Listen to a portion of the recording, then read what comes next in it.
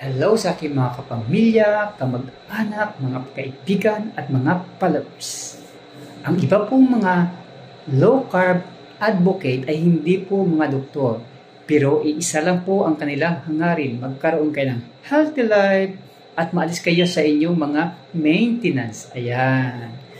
Yung mga nagme-maintenance sa fatty liver, ayan. Kumusta naman ang pagtitake nyo ng maintenance? Gaano na ba kayo katagal? Ayan.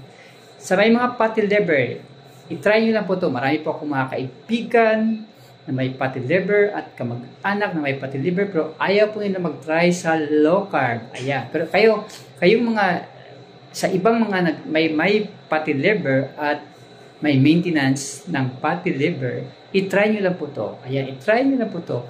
Wala namang, kasi nung sinabi ni doktor, for sure, ang sinabi sa inyo ng doktor ay bawal ang mamantika at matataba. Ayan. Hindi po sinabi ni doktor na bawal ang malatamis. Wala pong sinabi. For sure yan, hindi po sinasabi ni doktor na bawal ang malatamis. Ayan.